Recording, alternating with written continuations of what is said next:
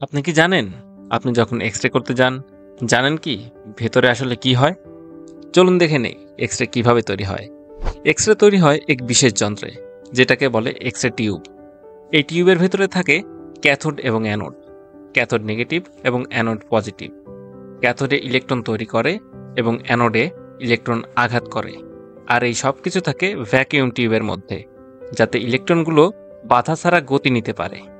Anode শুধু একটা ধাতব প্লেট না, এটা ঘুরতে থাকে।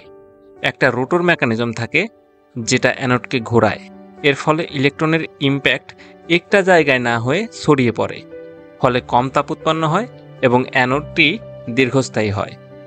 ক্যাথোড থেকে ইলেকট্রন বের হয়, যাকে থার্মোইনিক ইমিশন বলে। এই ইলেকট্রনগুলো বিপরীত চার্জের অ্যানোডের দিকে ছুটে যায়, যেখানে টাংস্টেন টার্গেট থাকে। এই টার্গেটে ইলেকট্রন আঘাত করলে 1% শক্তি এক্স-রে তৈরি করে, আর বাকি 99% শক্তি তাপে পরিণত হয়। এক্স-রে তৈরি হলে সব রেডিয়েশন কিন্তু ব্যবহারযোগ্য না, তাই মেশিনে থাকে ফিল্টার এবং কলিমেটার, যা আপনারা দেখতে পাচ্ছেন। ফিল্টার কম শক্তির এক্স-রেগুলোকে ফিল্ট্রেট করে বাদ দেয় এবং কলিমেটার বিমের আকৃতি নিয়ন্ত্রণ করে। এতে বিম হয় সোজা ও নির্ভুল এবং আশেপাশের টিস্যুগুলো কম ক্ষতিগ্রস্ত হয়।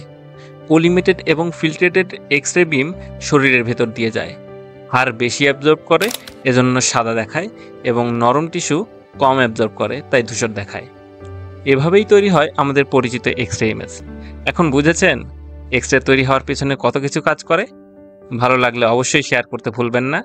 আর হ্যাঁ, এমন আরও তথ্যবহুল ভিডিও পেতে চাইলে সাথে থাকুন মেডিটেকের। ধন্যবাদ সবাইকে। আসসালামু আলাইকুম।